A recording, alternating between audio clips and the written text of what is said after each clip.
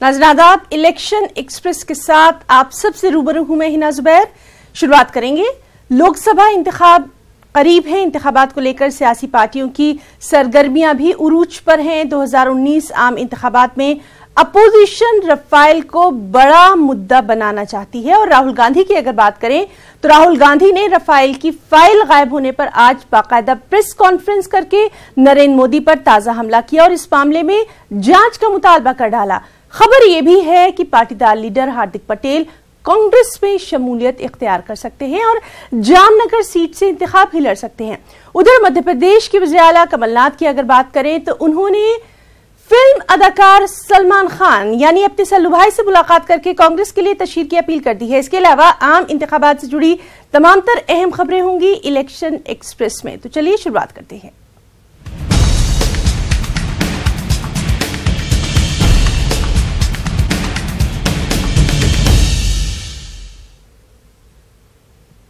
और सबसे पहले बात करेंगे रफाइल पर राहुल के सवाल की।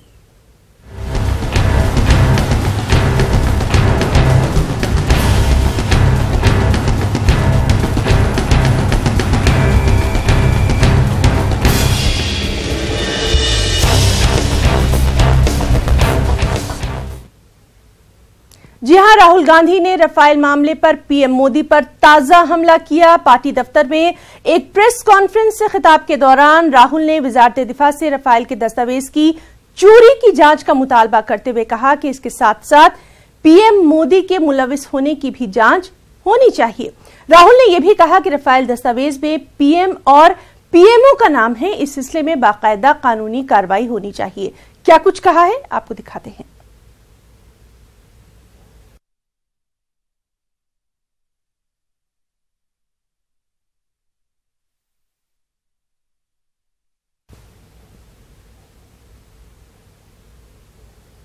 एक नई लाइन निकली है, गायब हो गया। 2 करोड़ युवाओं का रोजगार गायब हो गया। किसानों को सही दाम गायब हो गया। 15 लाख रुपए का जो वायदा था, पैसा जो बैंक अकाउंट में आना था, वो गायब हो गया। किसानों के बीमा का पैसा गायब हो गया। नोटबंदी और जीएसटी में कारोबार गायब हो गया। ढोकलाम गायब हो गया। राफेल की जो फाइलें हैं गायब हो गई। राफेल की जो फाइलें हैं गायब हो गई। मगर जिसने 30,000 करोड़ रुपए का घोटाला किया है, जिसके बारे में फाइल में साफ लिखा है कि पैरेलल नेगोशिएशन हो रहा था, उनके बारे में कोई इन्वेस्टिगेशन नहीं होगा। बेसिक आइडिया है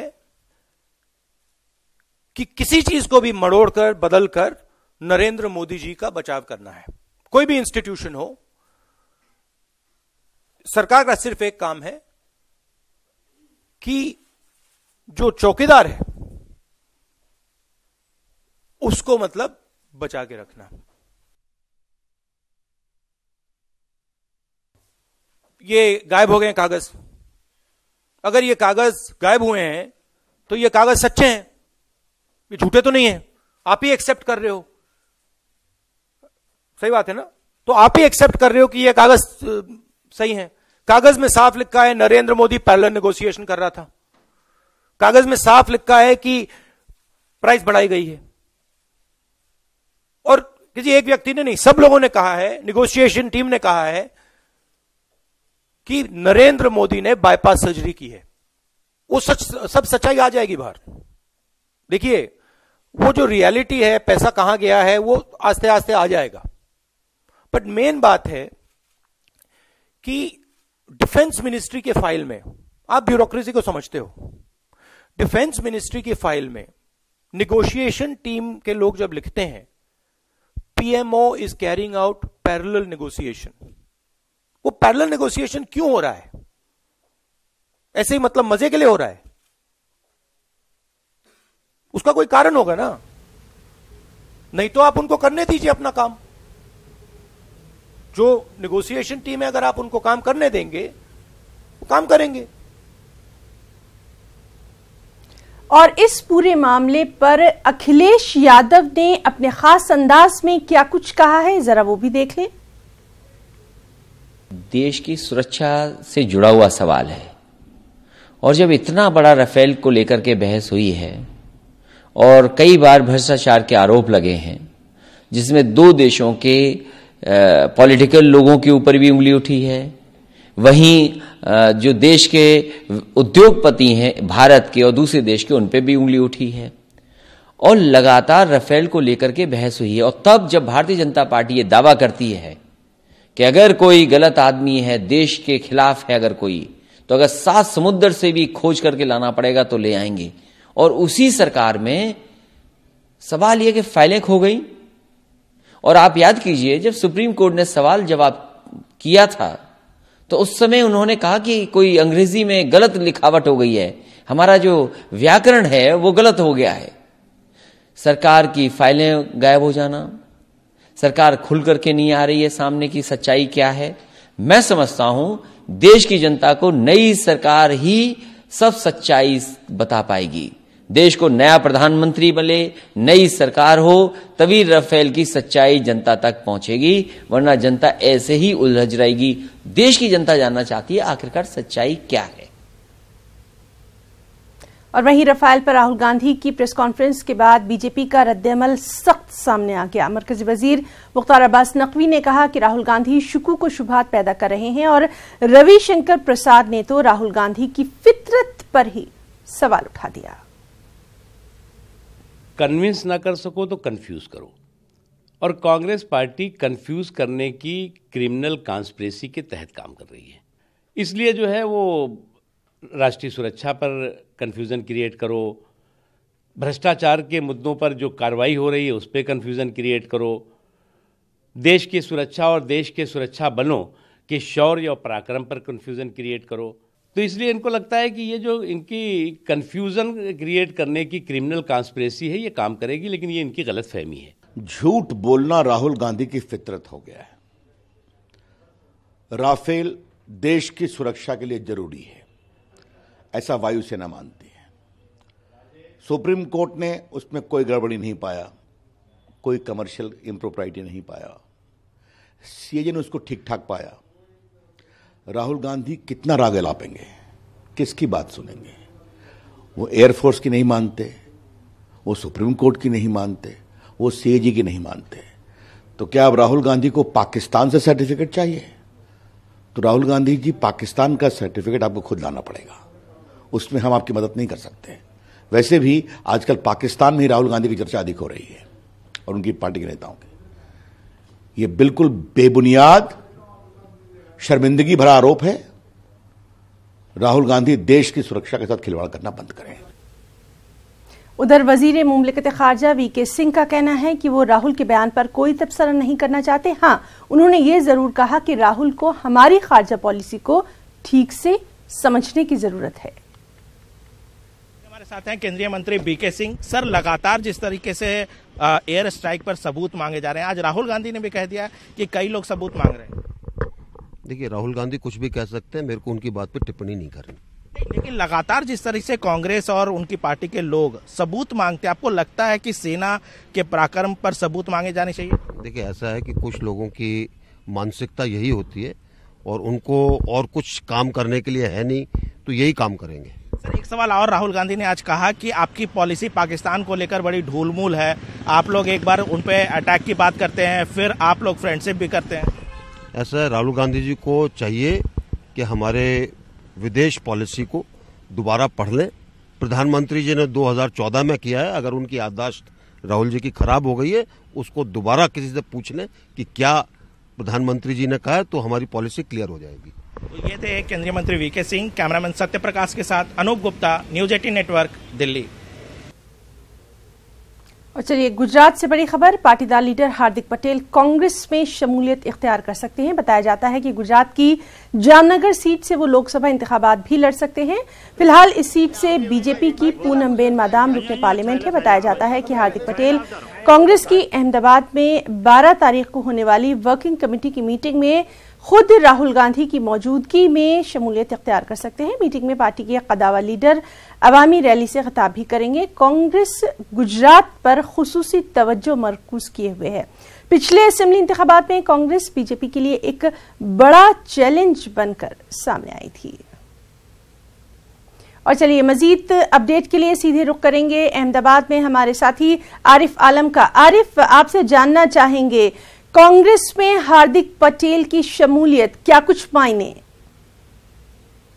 जी ना, जिस तरीके से देखा जाए एक गुजरात से काफी अहम खबर आ रही है कि हार्दिक पटेल कांग्रेस ज्वाइन कर सकते हैं और वो 12 मार्च को जो कांग्रेस की वर्किंग कमेटी की मीटिंग होने वाली है उस दौरान जो कांग्रेस के आला लीडरान है सोनिया गांधी, प्रियंका गांधी, राहुल गांधी, इन तमाम लोगों के बीच में कांग्रेस ज्वाइन कर सकते हैं। लेकिन अगर गुजरात के पॉलिटिक्स की बात करें तो काफी ज्यादा गहमा गहमी का आज पूरे दिन माहौल रहा, क्योंकि जहां एक तरफ हार्दिक कांग्रेस में जा सकते हैं ऐसी खबर आ रही है, तो वहीं दूसरी तरफ जो कांग्रेस के एमएलए अल्पेश ठाकुर है वो बीजेपी ज्वाइन कर सकते हैं ऐसी बातें चल रही है। तो आज सुबह से देखा जाए जहां एक तरफ ये समाचार आ रहा था कि 12 तारीख को हार्दिक पटेल कांग्रेस ज्वाइन कर सकते हैं, वहीं दूसरी तरफ अल्पेश ठाकुर जो उनके साथी हैं धवल भरवाड़, इस तरीके से 5 एमएलए कांग्रेस के वो बीजेपी में जा सकते हैं ऐसी भी उम्मीदें लगाई जा रही हैं।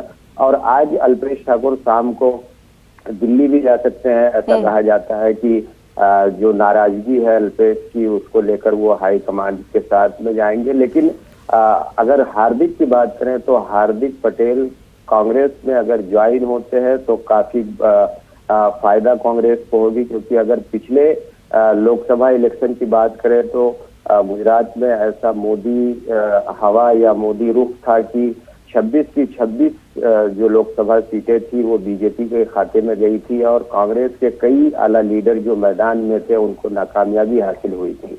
लेकिन अगर बात करें हार्दिक पटेल की तो एक युवा चेहरा है, पाटीदारों ने काफी अहमियत जी। तो बहरहाल ये तो सियासत है और अभी तो शुरुआत है। इस तरह की खबरें लगातार हमारे पास आती रहेंगी, चाहे वो पार्टी बदलने की बात हो या फिर अपने बयानात बदलने की बात हो। बहुत बहुत शुक्रिया आरिफ आपका इस तमाम तर जानकारी के लिए। आगे बढ़ेंगे। गुजरात कांग्रेस इंचार्ज राजीव सातवन ने कहा कि CWC की मीटिंग में आम इंतखाबात के ताल्लुक से मंसूबे तैयार किए जाएंगे। उन्होंने कहा कि 58 सालों बाद गुजरात में CWC की मीटिंग होने वाली है, जो कि बेहद फख्र की बात है।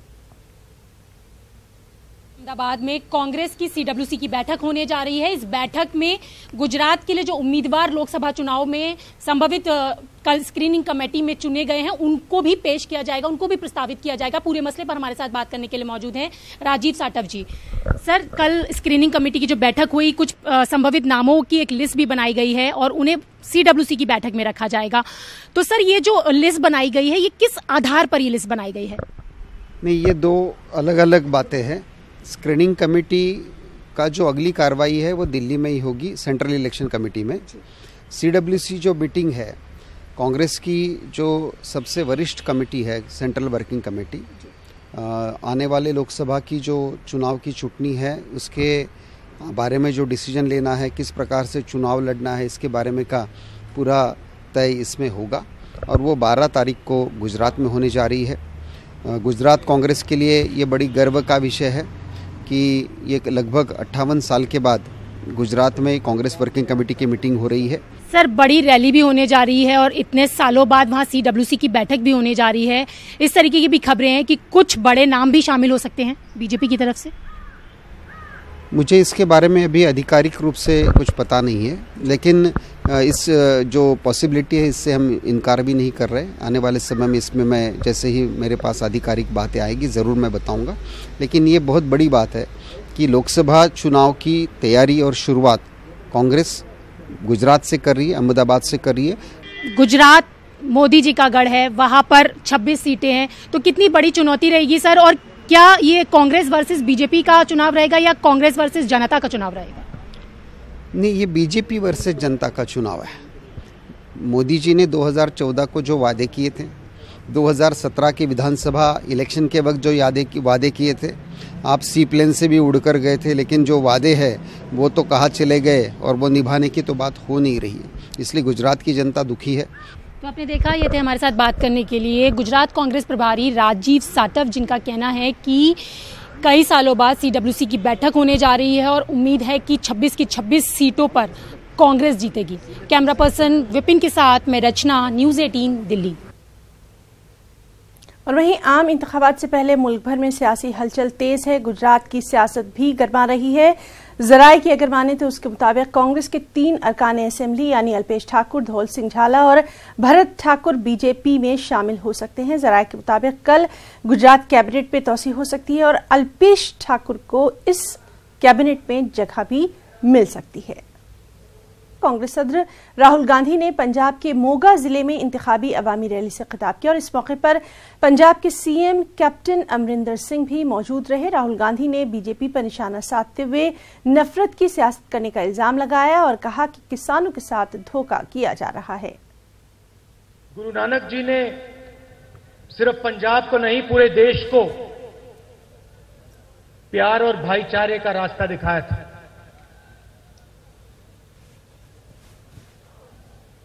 और आज देश में जो माहौल बना है, जो नफरत, जो क्रोध फैलाया जा रहा है, जिस प्रकार से बीजेपी के लोग, प्रधानमंत्री जी हिंदुस्तान में नफरत फैला रहे हैं, उसके खिलाफ गुरु नानक जी ने अपनी पूरी जिंदगी दी थी। उनकी सोच थी कि हिंदुस्तान में प्यार, भाईचारा हो और सब लोग मिलकर एक साथ प्यार से रहें। तो एक प्रकार से उनकी सोच पर आक्रमण हो रहा है और वो सिर्फ पंजाब में नहीं हो रहा है, पूरे हिंदुस्तान में जो सच्चे मुद्दे हैं उनके बारे में काम नहीं किया जा रहा है और हिंदुस्तान की जनता को एक दूसरे से लड़ाया जा रहा है।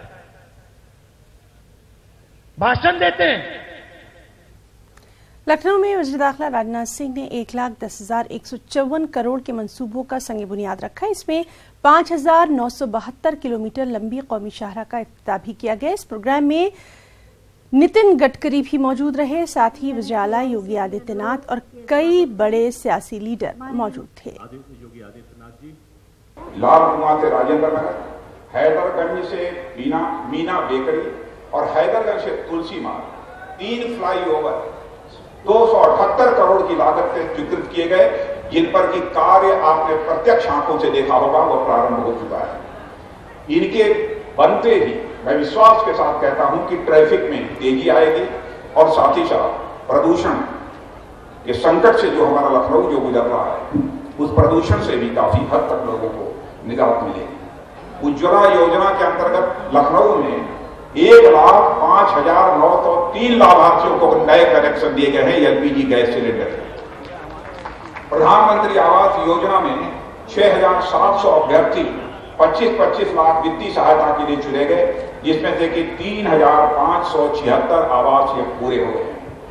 प्रधानमंत्री कौशल विकास योजना के अंतर्गत 2 रोजगार मेलों में 5,885 कुशल लाभार्थियों को रोजगार भी ऑफर किया जा चुका है, उसका भी मैंने यहां पर उद्घाटन किया। मेरे ही आग्रह पर माननीय प्रधानमंत्री श्री नरेंद्र मोदी जी ने हमारे लखनऊ महानगर में जो लोग भी बीमार पड़ जाते थे, बहुत ऐसे गरीब होते थे, अपना इलाज नहीं करा पाते थे, इन 5 वर्षों में प्रधानमंत्री कोष से 4 करोड़ रुपए की धनराशि उनके ऊपर खर्च की गई है, गरीबों के ऊपर, जिनका की इलाज हो रहा है। जूते से पिटाई मामले में धरना दे रहे बीजेपी रुकन असेंबली राकेश सिंह ने धरना खत्म कर दिया। यूपी के संत कबीर नगर में कल बीजेपी के मेंबर ऑफ पार्लियामेंट ने बीजेपी के रुकन असेंबली के सिर पर जूते बरसाए थे। जिला योजना कमेटी की मीटिंग के दौरान ये नजारा देखने में आया था। इस मामले पर बीजेपी आलाकमान ने नोटिस जारी करते हुए दोनों लीडरों को लखनऊ तलब कर लिया है।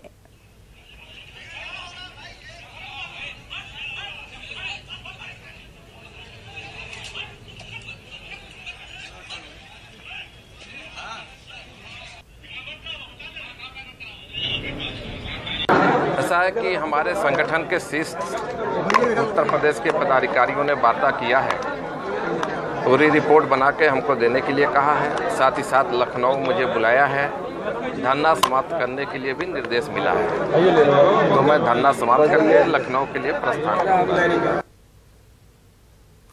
मध्य प्रदेश में फिल्म अदाकार सलमान खान कांग्रेस के लिए तशहीर कर सकते हैं। इस सिलसिले में वज़ीर आला कमलनाथ ने सलमान खान से बाकायदा मुलाकात की है। कहा जा रहा है कि 1 अप्रैल से 18 अप्रैल तक मध्य प्रदेश में सलमान खान रहेंगे। कमलनाथ ने कहा कि उन्होंने सलमान खान से तशहीर करने की अपील की है। गौरतलब है कि सलमान खान के इंतखाब लड़ने की बातें भी सियासी गलियारों में गश्त कर रही हैं।